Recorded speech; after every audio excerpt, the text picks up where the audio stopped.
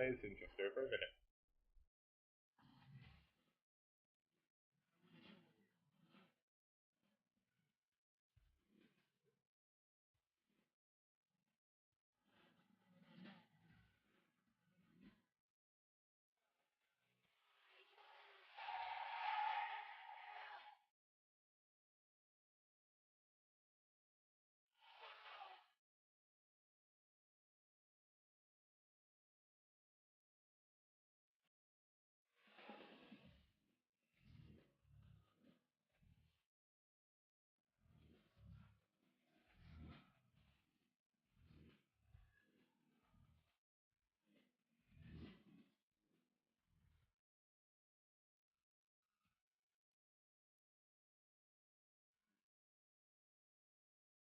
It's showtime.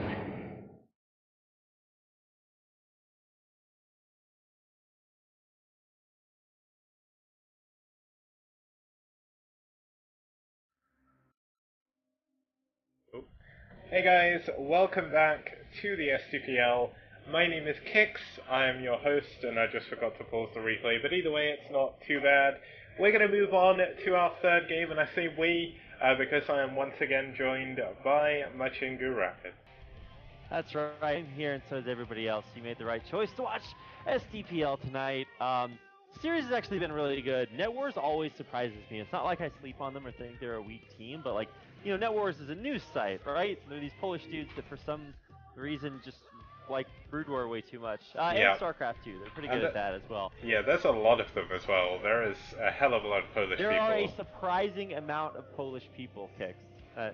I too am really just caught off guard by the fact that they have a very large nation. But no, there's a lot of Net Wars staff, and they actually do a really sick job for that Polish community.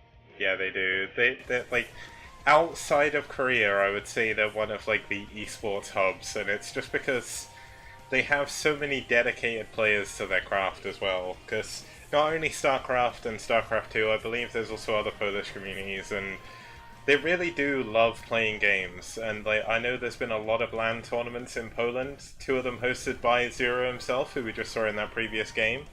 He did host 2 of the BSLs, and then another one. I believe True Touch won both of them, but still, both of them, like all of them, doing a really, really good job, especially in the STPL at the moment. Yeah. So I mean, Zero had a good performance in last season, or I keep calling him season. Anyway, last season of STPL, he did well again today, and so he set things up for our next players. So I guess we should go ahead and introduce them. Yep, I just quickly need to report the last game, then I'm going to go back. But basically, a little bit of a substitution, and I say that. There was actually 2 substitutions in this match, but it was played. And they are pretty cool players. One of them, certainly one of the more quirky players in the STPL. He's had a lot of games. He's played in nearly all of Net Wars games, I think. And he's the only player, I think, in the entire SCPL to have played all 3 races, so... Wow. Yeah, it's kind of crazy how much he actually, like... He's not the best player, but he's a pretty decent player in every single race, so I'm kind of interested to see how he's going to do here now. Let me head on over and introduce them, and my cat just jumped up and nearly gave me a heart attack. Oh my god. Wow.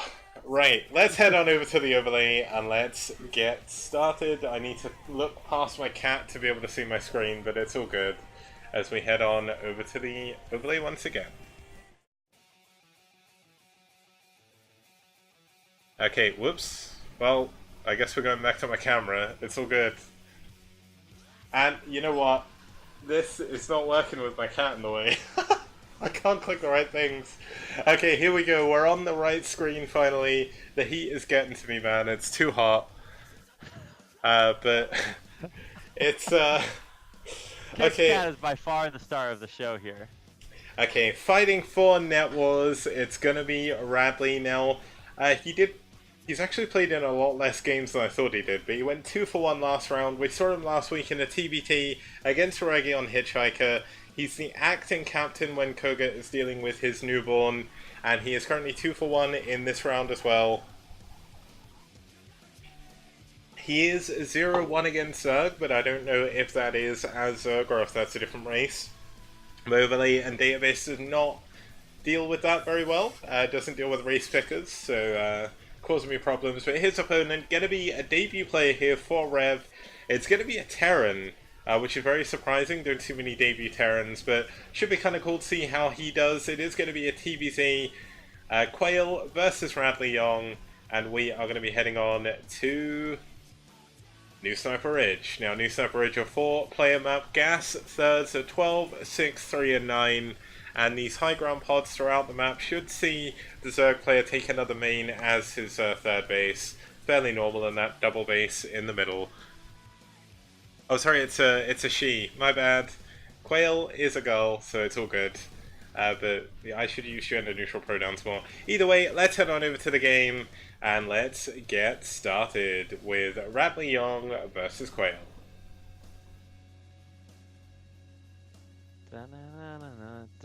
It's okay, while I listen to Kix introduce everything, I just get to jam out to the Terran theme. So actually the game started, so Kix, why don't you take away the introduction of our players. Yep, so starting in the top left-hand position, we do have the orange Terran fighting for Net Wars. It's going to be Radley even. Damn it. Him and his names. Kix, I gave you one job. Yeah. One job. This is why they don't pay me the big bucks. That's definitely true. Well, they don't pay me the big bucks either, but let's go ahead and introduce our player spawning in the bottom left-hand corner. In purple, playing for ReV, this is Quail. It is now Quail, one of the newer players for ReV. We haven't seen what she can do just yet, but it's going to be interesting to see her skill level. Now, I know she did get added last round at the very end, and she has been playing quite a lot recently, so it could be cool to see how she does. And are we finally going to see a female player who can rival Cadenti in the STPL? This is going to be the game we find out. One step at a time, Kix. Let's not get ahead of ourselves. We're only a minute and a half into the game, so yeah, we're moving along. But I do agree, it is kind of cool to see new players joining the community, and especially when they, still kind of followed and now just kind of getting involved like this. This is, this is sort of the base level when maybe your friend shows you Brood War and you're like, wow, this is really cool. Or maybe you have watched some videos but you're not sure what to expect. And then later on you come out and you're like, oh wow, I can play this game. I can join little competitions. There's that way that everybody gets started. How did you get started playing competitively, Kix? For me, it was kind of strange. I mean, I guess I've never played competitively as such, but I started in 2008. It was a fateful day where I just so happened to come across the Team Liquid forums when, after many years of my friend saying, oh, Brood War's pretty good, you should play it. Like, he didn't play it as seriously as I have done, but he was like, oh, we should play it sometime. But I was like, I was a total Annihilation nerd back then. I didn't have time for another RTS. And then I was like, one day I bought Brood War because I saw it really cheap in one of the game shops, and I was like, let's give it a go. And I was like, well, how do I play this game? So I googled it, and I found a thread on Team Liquid back in 2008 with someone giving me a little bit of a guide, so I started the campaign. And it just so happened to be the next day was the Increment 2008 OSL Finals, where Fancy played against Stork, and after that, my life was set. So, how about you, Rapid? How did you get involved with Brood War? Oh, I started with Age of Empires because we weren't allowed to have video games as tiny kids growing up, and I basically convinced my parents that Age of Empires was educational. And to be fair, it actually really was. They include pamphlets in the box set for that are specifically designed not for kids but for parents that have a bunch of educational stuff in it. So that really helped me out. And then what happened after that? I think the biggest thing was that I was really good at that against the isolated couple of people that I used to play against, and that made it a lot more accessible for me when my friend brought over Brood War and was like, hey, let me show you how to play this game. But it turns out that I was really bad at that, and so once my friend smashed me, I was like, okay, well, I got to go find out how to play this game. So I Googled, how to, play Brood War, how to win it, best strategy, all the stuff that you Google when you suck at a game. And it showed me like, the videos of like Boxer playing in a spacesuit and stuff like that. I was like, oh my god, this is so sick. I had no idea that something like that could even exist in any environment. And so once I found that, I sort of got addicted, and then kind of just went on from there. Didn't play super competitively, but it was always just like really, really exciting to be a part of like a bigger, larger scene like that. Now I don't know if this is a rumor. Just before we talk about the game, of course, it is 3 hatch against 1 Rax expand at the moment. Going to be 2 Rax Academy coming in for Quail, but I did hear a rumor, Rapid, that you did move to Korea to get one of those spacesuits. You were on a bit of a media blackout, and you were like, I'm going to become a pro in Korea just to wear that spacesuit, and then it didn't work out, did it? Well, to be fair, I have the next best thing, which is a wardrobe that looks like I'm wearing a spacesuit. So, we can't have it all, Kicks. Yeah, it's a bit unfortunate. You know what? I would love one of those spacesuits. They must be so uncomfortable, though.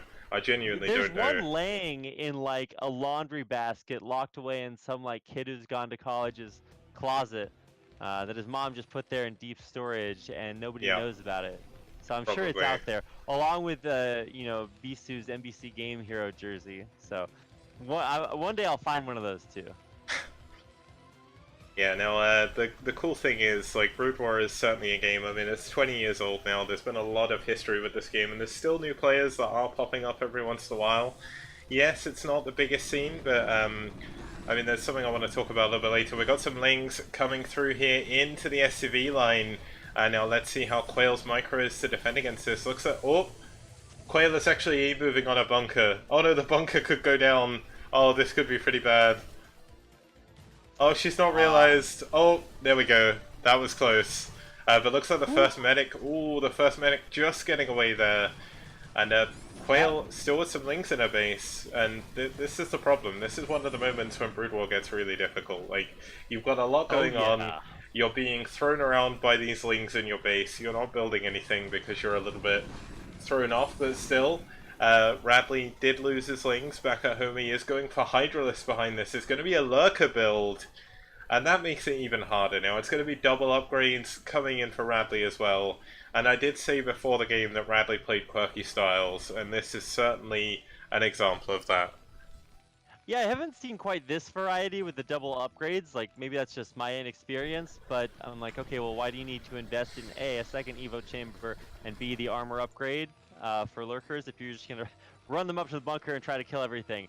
Maybe it helps them survive a little bit longer and get a couple of more shots off. But either way, the biggest victory is that all the Lings are out of the base. Sadly, they took a few SCVs with them, so that's super annoying. But the things stabilize, right? No one's dead just yet. It's going to be 4 Rax plus 1. I'm waiting for the 5th Rax to come down and for us to see some of that, but most likely that is not going to be the case. There's just 4 Rax plus 1 for now. Yeah, now we see... Okay, Quail has made the right decision. I was just about to say, if you ever scan and see a Hydralisk den and not Mewers, you need to cancel... Well, you don't need to cancel the plus or the 5th Rax, but you really do need to go for that factory as soon as humanly possible. Now, Quail needs her second comsat, that's what she's going for now, and she will need to add a second bunker fairly shortly.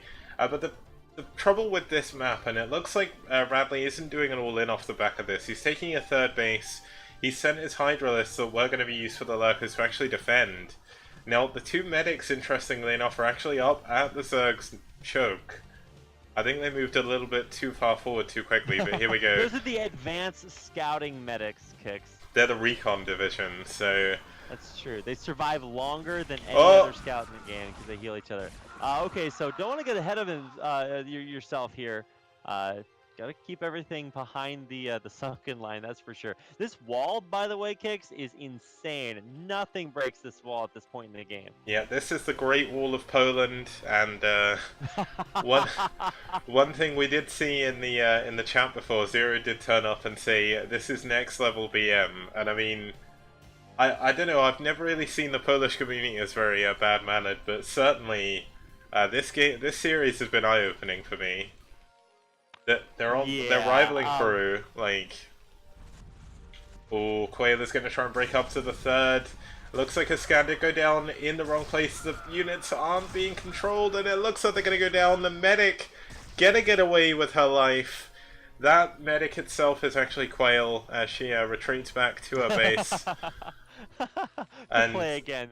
yeah, that's I mean, that's a pretty good lurker. Then there's a special place for lurkers, and that special place is on top of ramps. Wow, they're just really good there, Kicks. And the way that New Sniper Ridge, like, or not, anyway, the way that this map works is that getting into any of these like base locations is much more difficult because there's all these high ground. So you just yeah. put lurkers on them, and then the Terran runs their bio up it and dies.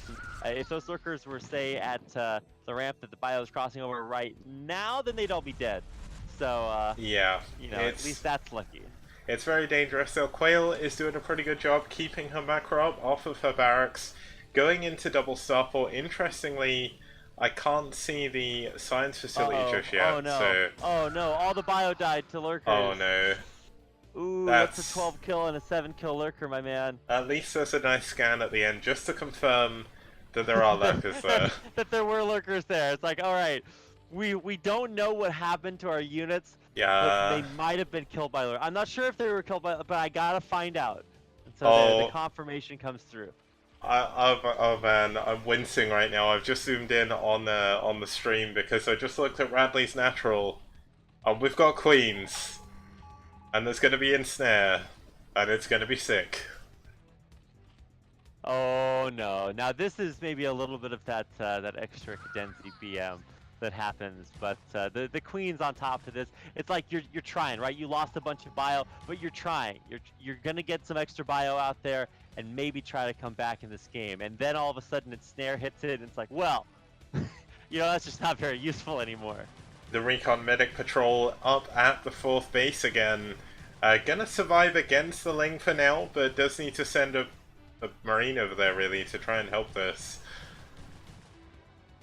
Wow, that Ling nearly gave up. It can't kill the medic. The one thing that oh wow, this Wraith could actually save both of them. Maybe not. Oh no! Heal faster! Heal faster! No! They explode like hefty bags filled with tomato sauce. Kicks. Yeah, that's a bit unfortunate, but and then the Link gives up and leaves the medic alone. What am I watching over here? This is so weird. Oh, here we go. The lurker's going onto the high ground above Quail's base. Now, Quail hasn't been moving out with scans before. She will have vessels. She will have vessels, though. She needs to wait for the vessel to come in. We actually have some links sort of hidden in the bottom left. Now, in case people don't realize, this isn't the first STPL. There was one in 2015. People did play under the aliases of pro gamers, and they played under the teams of like the teams of old from the old Shinhan Bank Pro League, which is where the STPL name comes from. And if you were to guess at one player that Radley was playing as, who would you say it is? I'm going to give you one guess before I tell you. I don't know, 0? Wait, no, this was... Oh, no, he's... Okay, so he played as Boxer. Oh. Really? I feel like I would have had to guess Boxer if he had, like, done cheesy bunker rushes, but... Well, Radley is certainly one of the most creative players I know, and he's always in my stream chat telling me to build nukes, so... Radley is certainly that kind of guy. Now, I mean, Quail's done a good job trying to hold on, but unfortunately, due to the fact lurkers have been a little bit too dangerous in this game, we are going to see Quail, I think, die here, unfortunately. Now, there's actually a lot of Hydralists. They do have 1-1 upgrades, 2-2 very close to finishing as well. Back in Quail's base, the Engineering Bay unfortunately sits a little bit idle, so 2 attack is not on the way. Oh, and here we go. Here is the Queens. Is it going to be for Broodling? It's going to be for Ensnare on the tanks. And there we go. Looks like the Hydra's going to get on top. A nice D-Matrix. Going to keep that tank alive a little bit longer. And Quail may just have enough to hold on. But this is a very bad situation to be in. Yeah, you can really see the Ensnare is effective. Honestly, I think you just spawn Broodling that tank, but Ensnare's one way to do it. Okay, I hate to say this, but Quail really does not like medics. Like, I don't mean anything bad by this, but Quail just had a medic left over after that and shot it with siege tanks. I'm not laughing maliciously, that's just genuinely hilarious. Also kind of hilarious is that one medic is actually still alive. right in front of the 5th base. So Now, I the must medic admit, scouting team. Quail stepped in here for her teammate. Like, Quail is training a lot. She says she streams as well, so do check out her stream. Radley streams, I believe, as well. Do check out both these players. Now, I know it's been a bit of a weird game. Very, very weird situation. We've actually got a Queen with 19 health parasiting that vessel.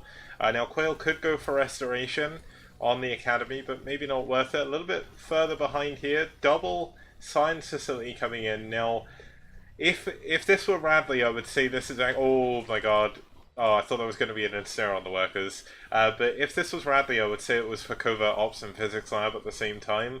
But I think Quail maybe panicked just a little bit when she realized that she couldn't get +2 in vessels. But still, not too bad. Quail has put up a valiant effort here against Radley. Like, it's very difficult to come out in a tournament game like this and play your heart out like this. And that's exactly what she's doing now. She actually did manage to take a 3rd base. It does look like it's going to possibly go down eventually, but Quail going to move some units in to defend against this. But unfortunately, due to the lack of medics, these Marines very, very low, and this Hydralisk force from Radley, when it eventually does move into position, will be able to take all of that down. Yeah, I mean, this is, you can just look at the supply difference. That's going to tell you one story. Siege tanks on high ground, you know, those are pretty good, but moving out right now, I don't know if this is exactly what your vessels and siege tanks. So pulling back and sieging up defensively, maybe that'll work out. I haven't This quite is seen just the, too many Hydralisks. Yeah, that's quite a few. Like, I mean, tanks are good against Hydras, but not like this. Yeah, no D-Matrix there, unfortunately. Siege mode going up, but not going to be able to do too much. Marines getting ahead of the medics once again. I think Quail has traitor medics, actually. I don't think it's anything that she's doing. I think the medics are just, like, Zerg plants or something. But here we go. The only thing that ever entered that bunker at the front door was an SCV. And to its fairness, the SCV actually stayed alive the entire game right up until that bunker died. It did. So, you know, And there's many GG. storylines to follow.